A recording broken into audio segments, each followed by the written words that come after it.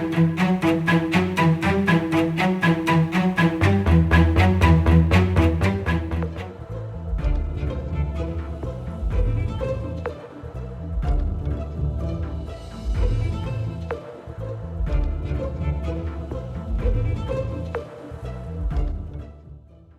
दुनिया में भारत के इस डिनर डिप्लोमेसी की बात हो रही है।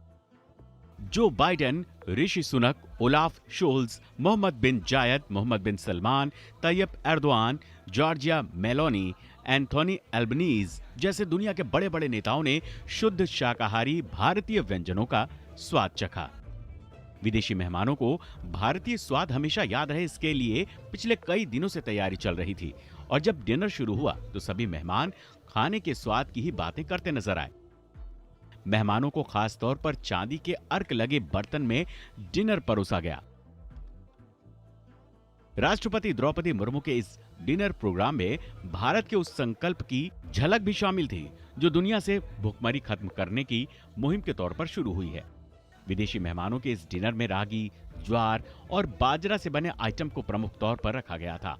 भारत की पहल पर संयुक्त राष्ट्र ने वर्ष 2023 को इंटरनेशनल ईयर ऑफ मिलेट घोषित किया है। बाजरा, ज्वार, कांगनी, रागी जैसी फसल को मिलेट यानी मोटा अनाज कहते हैं। ये पौष्टिक अनाज होते हैं। फाइबर, खनिज और दूसरे जरूरी पोषक तत्वों से भरपूर होते हैं। रागी के लड्डू और जौ की खीर, बाजरा से बने डेजर्ट का भी स्वाद विदेशी मेहमानों ने लिया। मिलेट से बने डिशेस के अलावा G20 के मेहमानों ने भारत के रीजनल टेस्ट का भी स्वाद लिया। बिहार का लिट्टी चोखा, राजस्थान का दाल बाटी चूरमा, पंजाब का दाल तड़का, जीरा पुलाव, यूपी की मसूर, ज्वार दाल तड़का, पनीर लबबदार, दक्षिण भारत का उत्तपम, इडली, मसाला डोसा, केरल के लाल चावल के साथ खास कटहल गैलेट, आंध्र प्रदेश का सब्ज कोरमा, काजू मटर मखाना, गोलगप्पा, दही भल्ला, समोसा, भेलपुरी, वड़ा पाव और चटपटी चाट का भी विदेशी मेहमानों ने स्वाद लिया। फिल्टर कॉफी थी, दार्जिलिंग चाय और पान के स्वाद वाला चॉकलेट भी राष्ट्रपति के विशेष मेहमानों का स्वाद बढ़ा रहे थे। इस रात्रि भोज के लिए तैयार की गई व्यंजन सूची में ऐसे व्यंजन शामिल किए गए हैं जो भारत में मॉनसून के दौरान खाए जाते हैं। ऐसा नहीं था कि इस डिनर में सिर्फ भारतीय व्यंजन, स्टार्टर, मेन कोर्स और पेय पदार्थ थे। थाई और डेनमार्क के व्यंजन भी रखे गए थे। कुकम्बर वैलीज, कैबेज और डेनमार्क की डेनिस ब्रेड रोल के साथ डेजर्ट में sizzling brownie, hazelnut, cinnamon ice cream और केक भी परोसे गए। भारत ने G20 के इस डिनर डिप्लोमेसी के जरिए दुनिया को मोटे अनाज से भुखमरी दूर करने का मंत्र भी दिया। गरीब देशों को एक अच्छा संदेश भी दिया। मोटा अनाज आज की जरूरत है। इसके जरिए गरीबी से जूझ रहे देशों की न केवल हम मदद कर सकते हैं, बल्कि पौष्टिक और स्वास्थ्य वर्धक चीजों के जरिए आने वाली पीढ़ी को एक सस्ता और सुलभ भोजन उपलब्ध करा सकते हैं। 180 मेहमानों को ये खाना खिलाने के लिए लगभग 2500 स्टाफ इसमें लगे हैं और उस स्वाद के जरिए, क्योंकि थोड़ी देर पहले हमने ही आपको बताया था, एक बार फिर से हम आपको दोहरा रहे हैं कि पेट के जरिए जो है ना दिल का रिश्ता अच्छा बनता है और भारत तो अपने अतिथि को हमेशा भगवान मानता है। हमने यही परंपरा को हमेशा निभाया है। हमने वैसे भी इस थीम में भी देखा है कि वसुधैव कुटुंबकम की नीति के साथ भारत आगे बढ़ रहा है।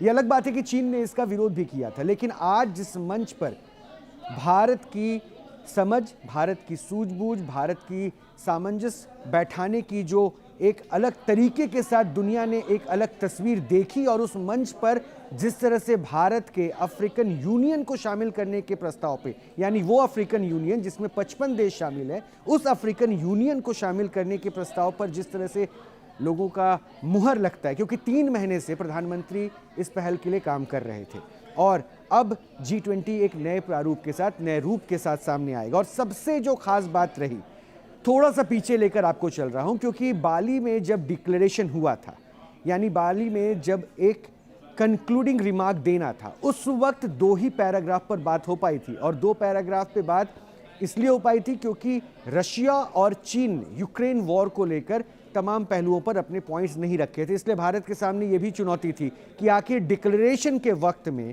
क्या भारत उस मंच को तैयार कर पाएगा जहां पे जितने भी चेहरे हैं वो दिल्ली डिक्लेरेशन में एक साथ आएंगे, क्योंकि G20 वो मंच है जिसमें सहयोग की बात होती है, जिसमें सबको साथ लेकर चलने की बात होती है। और यहाँ पर जिन जिन मुद्दों पर भारत ने पॉइंट रखा, जिन पे फोकस किया, जिन मुद्दों पे उन्होंने चाहा कि दुनिया के ये बड़े देश जो लगभग 85% जनसंख्या को रिप्रेजेंट करते हैं, इकोनॉमी को रिप्रेजेंट करते हैं, इनका रिप्रेजेंटेशन इतना बड़ा है, वो मुल्क कम से कम सामने आए और भारत की उन बिंदुओं पर चर्चा करें, जिसमें एक बड़ी चुनौती जो इंसान के लिए वो है जलवायु परिवर्तन की समस्या से किस तरह से दुनिया को जीरो एमिशन की तरफ बढ़ना है, इस पर भी फोकस किया गया।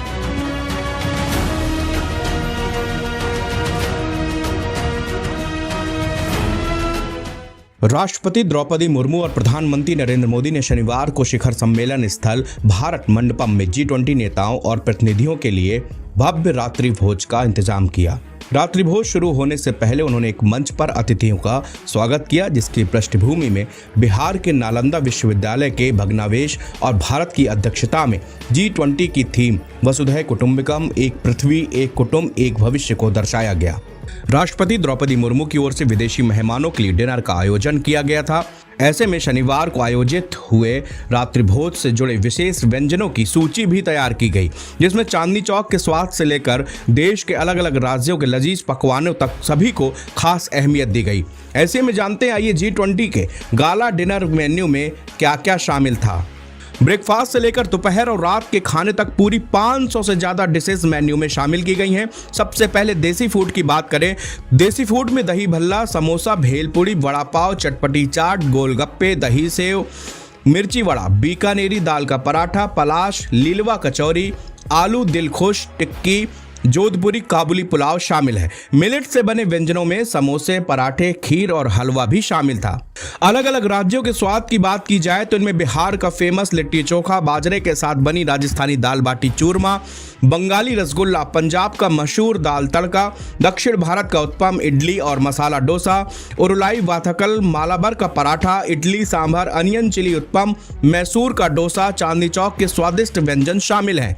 अगर हम सलाद की बात करें तो इसमें टोस्ट, इंडियन ग्रीन सलाद, पास्ता, ग्रिल्ड सब्जी सलाद, चना सुंदल शामिल है। भुने हुए बादाम, सब्जी का शोरबा के साथ ही पनीर लबाबदाब जो कि उत्तर प्रदेश के व्यंजनों में मशहूर है, पोटैटो लियोनेज, सब्ज कोरमा आंध्र प्रदेश का व्यंजन, काजू मटर मखाना और बियाटा सॉस में पेनी शामिल है। अन्य व्यंजनों की बात करें तो ज्वार दाल तड़का, प्याज जीरा का पुलाव, तंदूरी रोटी, बटर नान, कुलचा शामिल है। खीरे के रायते के साथ ही इमली और खजूर की चटनी, अचार मिक्स, सादा दही भी शामिल किया गया है।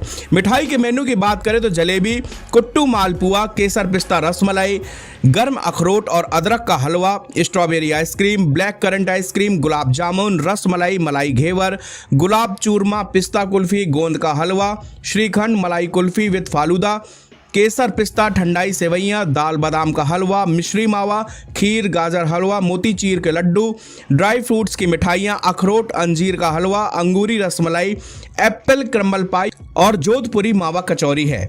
मेन्यू में थाई और डेनमार्क के व्यंजनों को भी शामिल किया गया है, जिसमें कुंकबर वैलीज कैबेज, डेनमार्क की डेनिस ब्रेड रॉयल, डेजर्ट में sizzling brownie, hazelnut, cinnamon ice cream cake शामिल किए गए हैं।